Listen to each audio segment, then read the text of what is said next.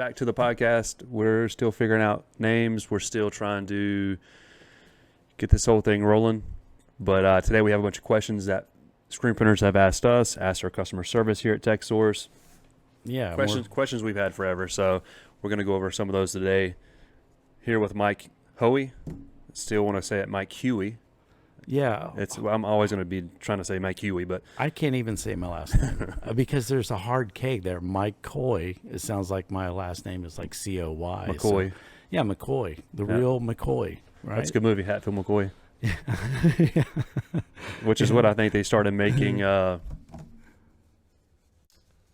What's the show that everybody watches with Kevin Costner? Oh, yeah. Yeah. Yellowstone. Yeah. That's why I feel like they made Hatfield McCoy's off of Yellowstone, or vice versa. But it's definitely that time period, and there's a lot of killing going on there. Yeah. Anyways, Q&A. We're going to cover a few today. I know you have several that you've had throughout your screen printing history and career, and I know we've had tons here at Texsource, but and customers should know that they can call up and ask us some of these things, and that we'll try to help direct them. If you're around, even the people that come and pick up their orders. Q&A. So what's some of the ones you've went through, you've heard? Yeah, and I've got a list here, and I'm going to direct questions. We'll kind of do a back and forth here. And this first question, everybody wants to know this. If you had only one white in your shop, only one, what would it be? Me? What would I? Yeah. The one white I would have would be the Street Fighter by Rutland. It's a good all-around ink to have, minus your poly shirts, clearly. It's good price. It's down and dirty. You can pretty much print it on any garment besides polyester. You could even get away with some polyester, but I would not recommend it. But across the board would be Street Fighter, because it's a good price, and it works on most garments. If price didn't matter, I would definitely go with the Union ink. It's a Union UPLC. It's a low cure, low bleed.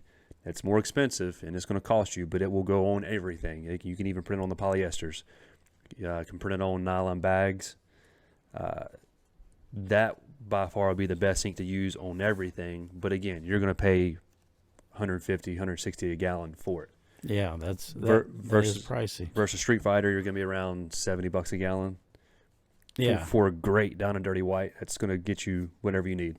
Yeah, so even if you were trying to do polyester with Street Fighter, by rule of thumb, you could do an underbase blocker, on that.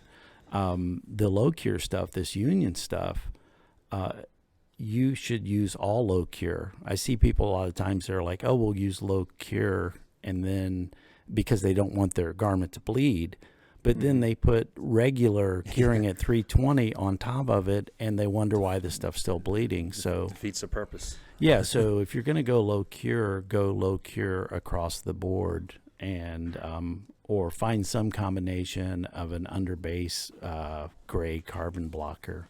Yep. But every printer, when you're out there in the world, and everybody that runs a shop, if you get a new white in, you get a sample or something, and you're like, try this. The employees are going to tell you, like, this stuff's terrible, or it's like taffy, or... You almost have to sit there with them and sample it with them to make sure that it runs right, because you're not going to we take it into the production manager, and then they give it to one of their employees. They're going to immediately throw it to the side. Yeah. It's you've really got to test it with them. Yeah, to build some sort of, confidence and rapport with it, if you believe like that's going to be better than what they're currently using. And once you get hooked on an ink, you just don't leave. There's a couple of stands out. Like I said, Street Fighter. Another one is a Premier White, which has really good matte down properties. And we've had there's a lot of garments out there that has very fibrous, it's got hairs. If you want to call it hairs, that stick out of the garments. A lot of customers want really good white that has fiber matte down as well. So it all depends what the screen printer is using or wants to achieve. Yeah. But at the end of the day, Street Fighter is going to be your hands down, and it's all around best white. It's been around forever, too. Oh, yeah.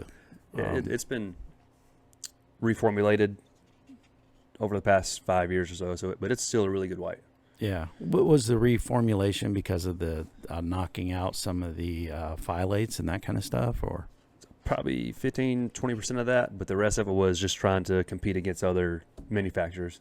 Yeah. Manufacturers come up with another step up of a white, so we got to take your main white and build it up to meet the next standard. So just meeting standard, just what everybody's always trying to do. Yeah, and white's important because it's the most used ink in your shop. So, and there's no such thing as a one-hit white. Yeah. Don't one stroke is just because their name says one stroke does not mean their white is a one stroke white. Yeah. So that's always laughable. It's sort of the same in the paint world as far as if you've got a red wall and you're going to paint it white, you're going to paint it once and you're going to let it dry and you're going to put another coat on there no matter how good the paint is. Yep. And the same goes for screen printing. That's how I describe to customers too when you're charging them for white on a dark is, hey, we've got to hit this twice. So a lot of people will, if it's a 3-color, they'll charge them for a 4-color if they have that underbase white. And it's best just not to tell your customer, call it a 3-color to them, because then you're like, 4 colors, I only see, white, red, and green. And then you have to get in the whole spiel. Yep. So it's a nice way of just don't let the customers know, have your pricing set up so it looks like a 3-color if you're going to underbase. Another question we have is, what mesh should I use for halftone printing? We have that a lot. Yeah, that one comes up online a lot too. People that are trying to get into halftone printing, and there's certain rules about LPI, which is the size of the dot. So the lower the number, the bigger the dot. But most screen printers are writing within 45, 55, and 65 LPI. So the rule of thumb to start with, because you have to be able to reproduce those dots in your screen, but the rule of thumb to start with is 4.5 times your LPI should be your mesh count at least. Mm-hmm. And we had success doing 55 LPI on a 230 mesh, and sometimes you'd go with the 305 mesh because you can always go up a mesh higher, but you don't want to try to go lower. And so that's a good place to start. It's something that we teach in the class, like in the art class, so that the art team can actually put the mesh counts on their sheet that they're sending to the screen room, so everybody's on the same page. But that's a good place to start. I kind of zoned out of that question. I knew it was going to be detailed. Yeah. I was listening, but then I was also not listening. I can lull people to sleep. Yeah. No, not because of that. I just knew mesh count would be more knowledgeable coming from you. So I just. Yeah.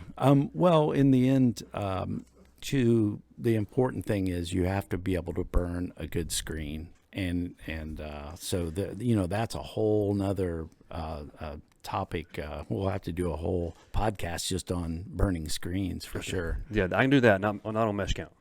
Not on mesh count. Yeah, no, we'll just give you a little chart. You just hang it there, and you just look at it. You're like, hey, but it definitely starts with that. So subconsciously, what I gathered is the higher the dots, the higher the mesh count.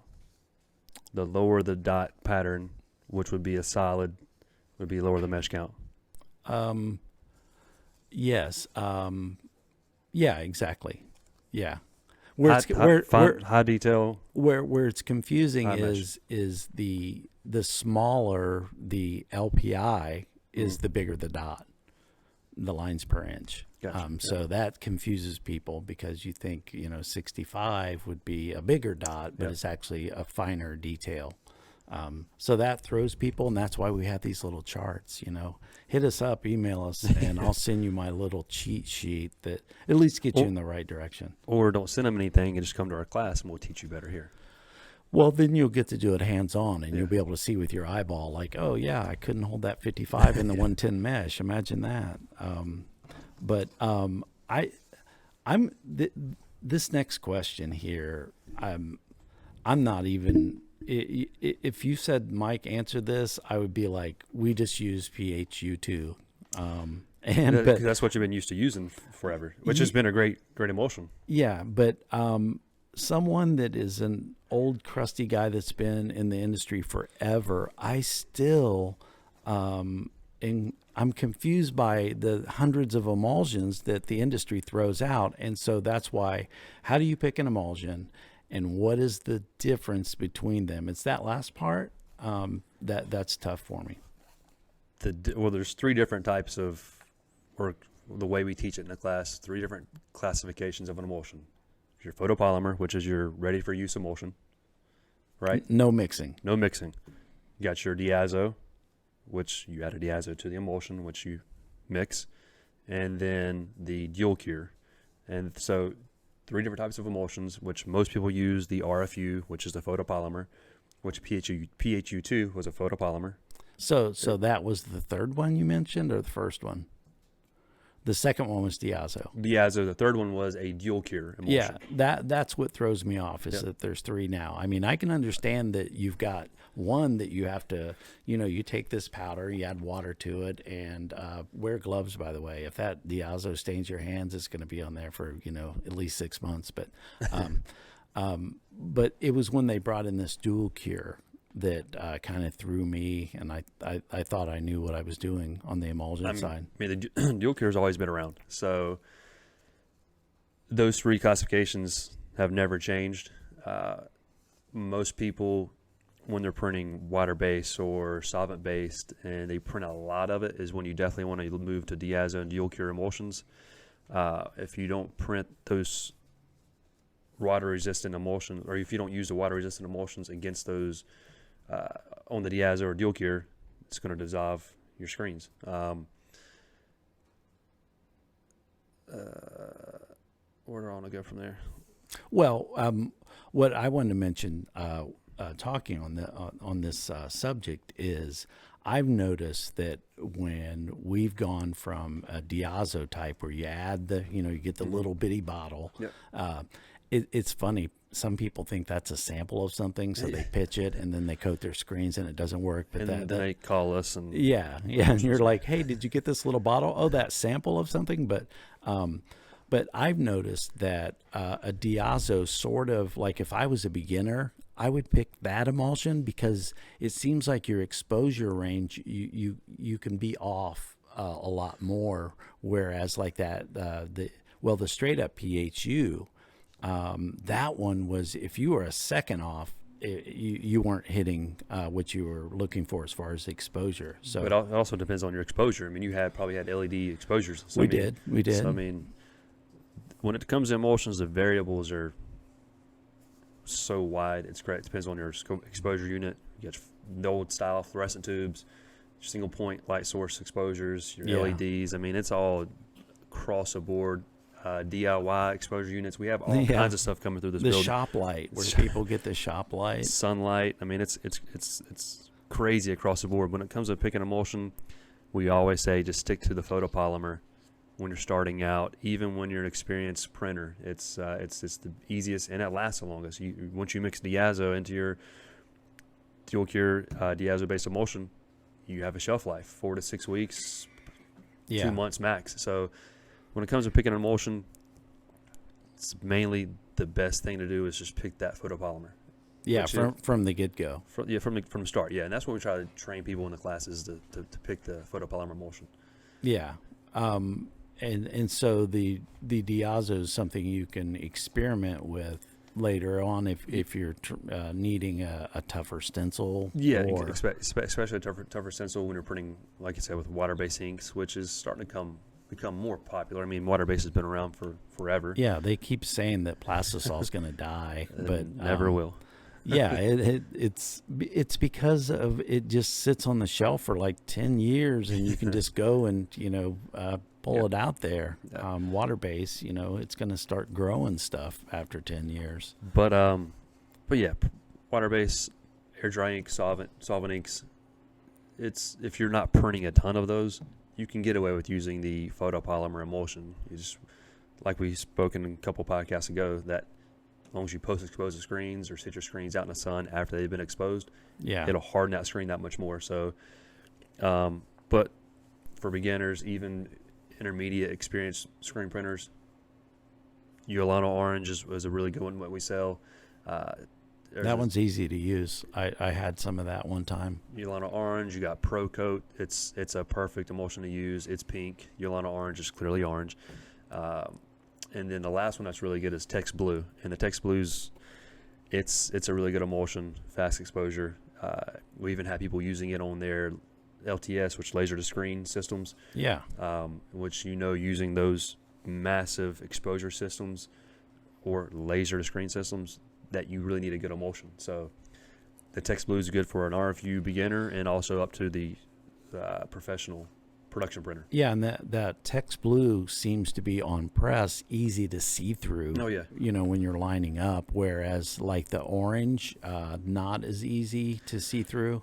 And that's another main question we get in our classes. Why are there so many different colors of emulsion? Yeah. Every single class we have is why do you have different colors? Well, it comes down to the manufacturer, what they want to make, how they want to make it. Even Diazo, you have one color when you first open the bucket, you add the Diazo, changes the color. So I mean, it's yeah, and like I said, that Diazo, man, that wear gloves, folks. I'm telling you. Or just don't use emulsion. Yeah, just use the photopolymer from the get-go. No, just don't use any emulsion and use vinyl. Put vinyl on top of your screen. Yeah, and then print with that. Well, after you hand cut it with a blade, then you stick it on there. Yeah, hand cut the vinyl, then stick it on the screen, and it's the next best way. All right. I hope that answered the question. I was all of this banter, but in the end, if you just starting out, call and say, I want your best-selling photo polymer. Just and then best-selling emulsion, period. It's just going to put you straight to those three: Pro Coat, Yolano Orange, Tex Blue. Yeah, Tex Blue. Tex Blue for the win. Tex right? Blue, yep. Okay. How are we doing on time back there? Are we good? Roughly 20 minutes. Okay. We could carry this for a couple days. So another question we have often, I don't want to ask about heat pressing foil, not unless you want to get into that one. That question's to me. Never mind. So another question that we have often that you have some experience with is, what is the method of heat pressing foil? And during this whole pandemic, a lot of the manufacturers stopped making foil adhesive, which is what you use to heat press foil with. But it's starting to come back around now, so we can actually jump back into this question. What is the method for heat pressing foil? Well, if you're new to it, I would do a design first that you're just foiling the whole design. If you've got art where you can just cut off a little piece, like the tail end of it, or they're split the logo in half and do one half foil. Or there's a little heart that's floating off by itself. Valentine's Day is coming up. Yes. You can do a heart with red foil. Yes, exactly. BTW. But my trick on printing any kind of foil application is using the right stuff, and you definitely want to have a foil adhesive. But I like to underbase the foil adhesive with the same color. Foil adhesive is it's an ink. It's an ink. Yep. And it's clear, and so you if we were doing the heart scenario, you would print the heart red.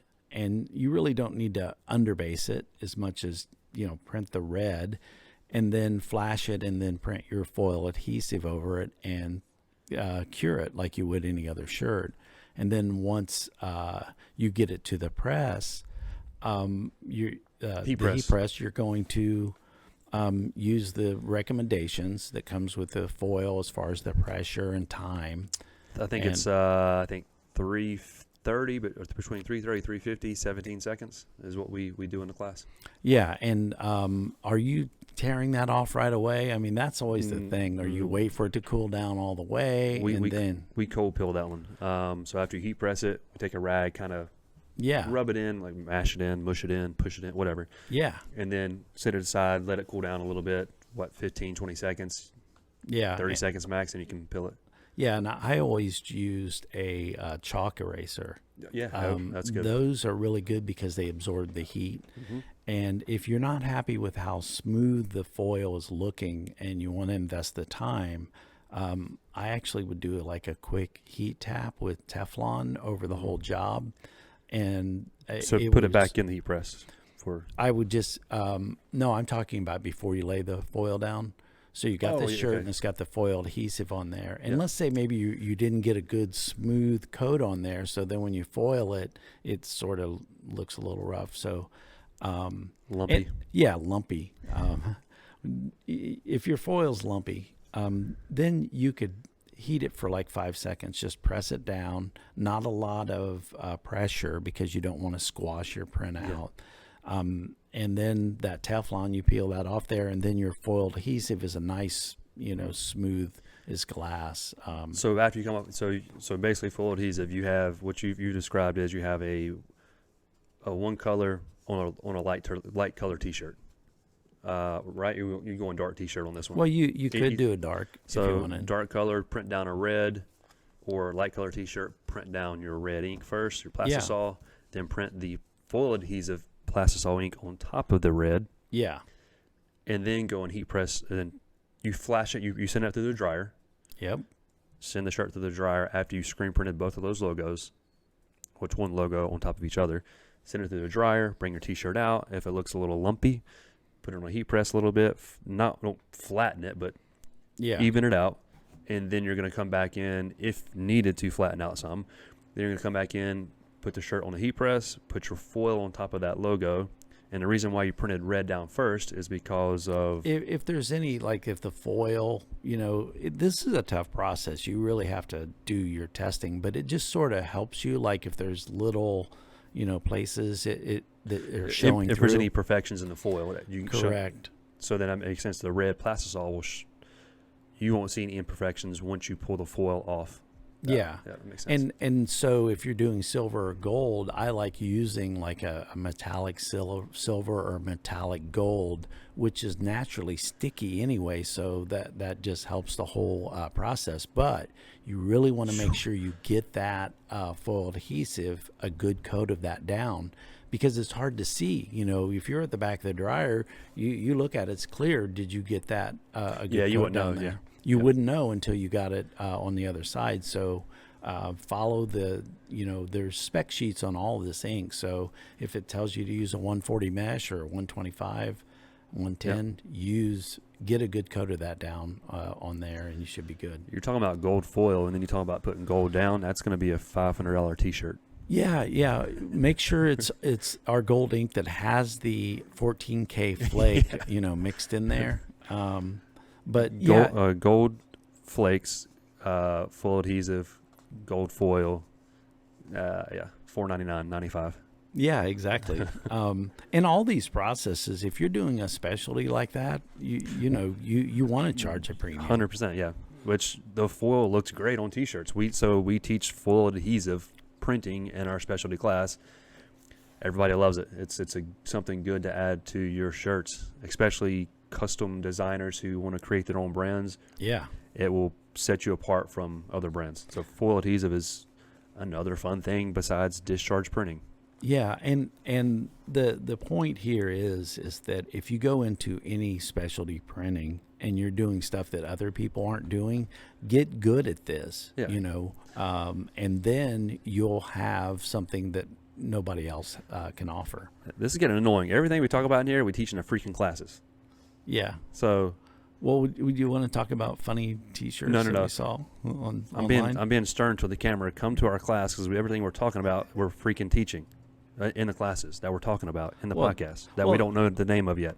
Well, nothing beats hands-on experience, though. True. I mean, Yeah. I can teach you how to drive on this podcast, but then I'm not going to let you just get in my car and like see you later, because True.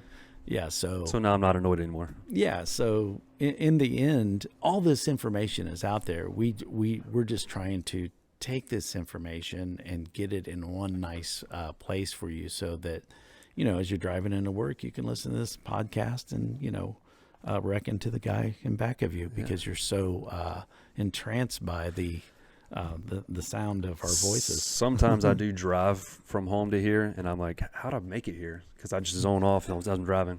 I did that this morning. Happens often. And unfortunately, 85 is just Foggy. It's a monster of traffic, because it's been like 10 years of construction, I think. Oh yeah, from where you're coming from, it's you gotta, it's a mess. And Well, it's getting better, but the past 4 months has gotten better. But prior to that, you've been in a mess. Yeah, and unfortunately today, So did you. this is just for your South Carolina, 85 North Carolina people. Unfortunately, where the traffic was stopped today, and I have video evidence. I'll have to show you after this, or maybe I'll put it on here now. But I was stuck in front of the world's largest ass in Gaffney that has some sort of wart on it in a very weird place. Called a hemorrhoid. It's a hemorrhoid. Yes. And why Gaffney wants to define itself by a large ass with a hemorrhoid sticking out. But Under a Fats Cafe. Or a Fats Cafe. Yeah, I'm telling you, this is the worst thing to represent not only a city but a state in whole. And I'll share the video if management allows, our sponsors allow that sort of shenanigan. But we're way off the tracks right here. Here's a nice one. This is almost in line with the white one. What is the best manual screen printing machine? Top three, no matter if you're gonna buy from Texsource or who you're gonna buy from, the top three that I'm gonna recommend, well, top two, and then the third one's kind of underneath. But you got Workhorse and M&R. Workhorse is made in the USA, made in Arizona, so it's a home-based USA product. And M&R, they're both very good presses or manuals to buy from. The third one, kind of right underneath that, would be, you got Riley Hopkins and Vastex that are kind of equal, but I'm going to go with, I said top three. Your M&R and Workhorse is going to be your best bets. For quality, sturdiness, that sort of thing, it's going to be your top ones. Yeah, and the M&R one, it's they're pretty pricey for sure. They're pricey, yeah. And I know a lot of auto shops, they'll go ahead and get an M&R because if they're doing any kind of testing or whatever, they can use the same screen scenario. But man, yeah. They're pricey. They're a good press, but Workhorse, I mean, they're definitely a little bit cheaper than M&R. Sturdy, very well. Another one that's I call stocky. Yeah. And it's just like, when I mean stocky, it's like someone's just jacked. Yeah. Is a Vastex. The V2000. That thing is massive.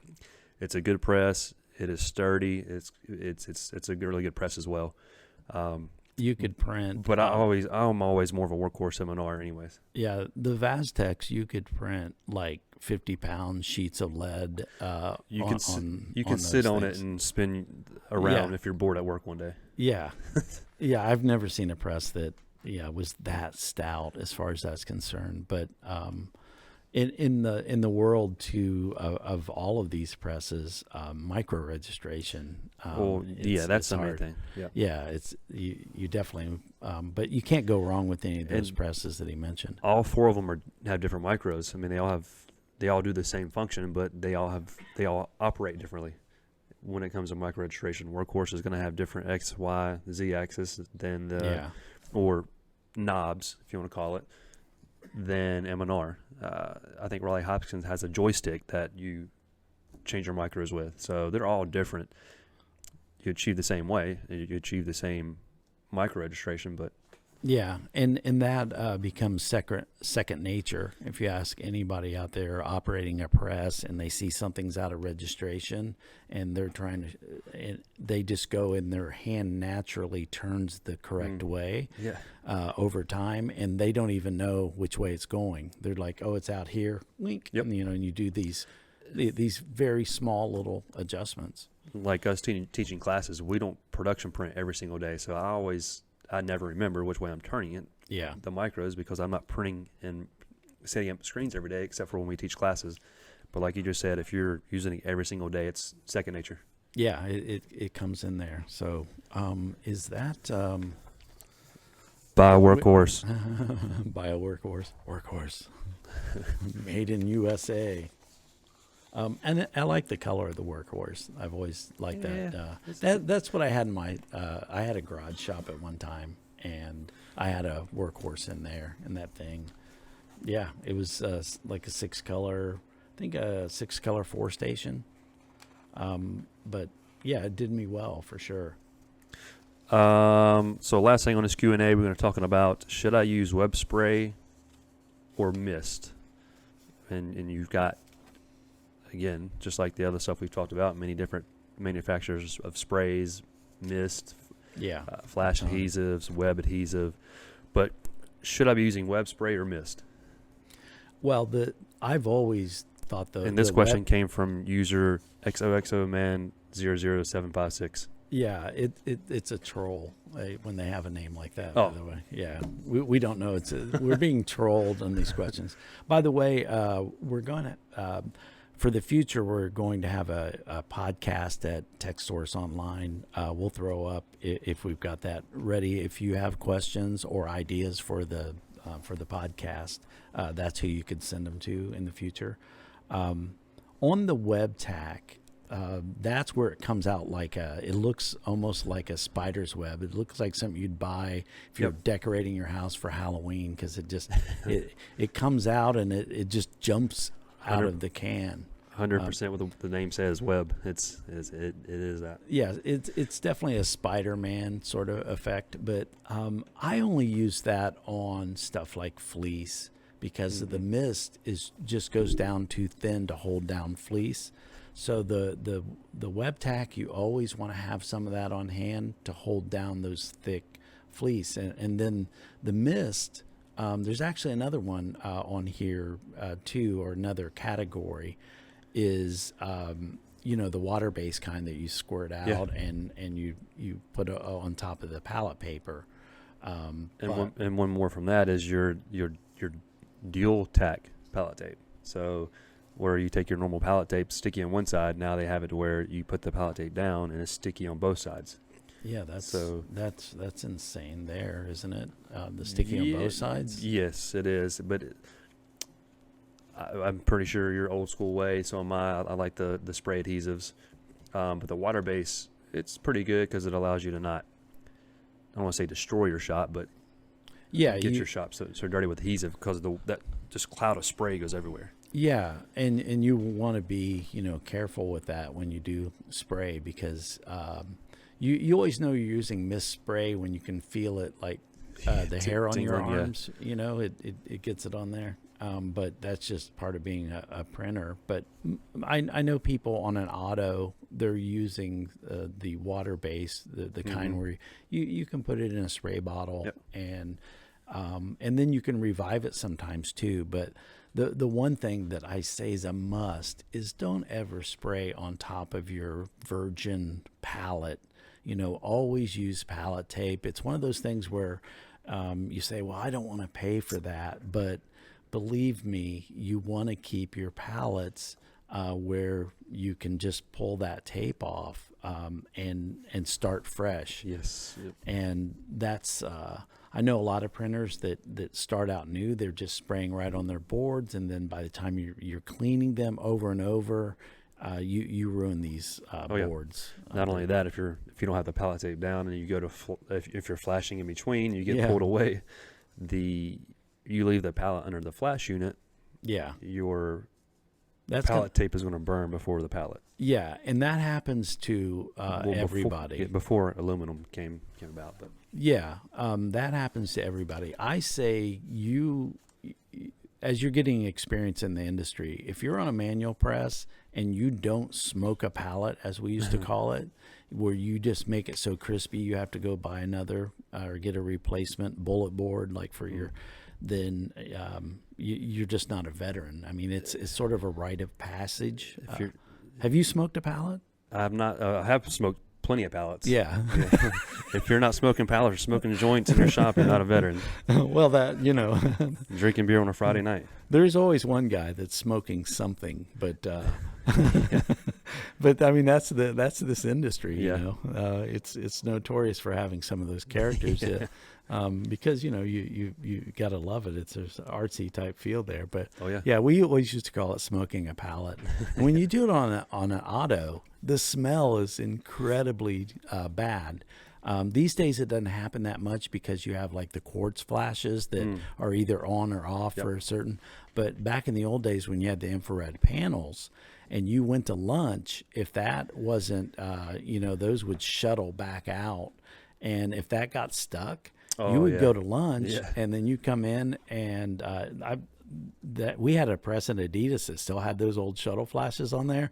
Guy goes to lunch. Next thing you know, we've got a fire in there, with this, but it stinks to high heaven, the pallet rubber. Because with the rubber, on the aluminum pallets. But the paper can save you. But like you said, pallet tape is a good addition. Yeah, it's a always, must. Always. It's a must. And I know we're off of, the spray tack question there, but it's like all of these things there's a reason why they make that. The split tape's another one that oftentimes people look at like, hey, the cost of the split tape. But in the end, we'll teach you why you want to use that. And it will make sense in a rational way, just the savings, the money that you'll save by using the proper tape. All right. So this is like been an hour of this. We're gonna have to. I hope it's not an hour. Jesus Christ. We're gonna have to cut some of this nonsense out of here. Question and Q&A podcast. Any more questions? Let us know. We'll keep forming them. We get them all the time. So thanks for tuning in. If you hung in this long, you're a hero. I probably wouldn't have listened to this myself. Myself rambling on, but thank you. Okay, bye.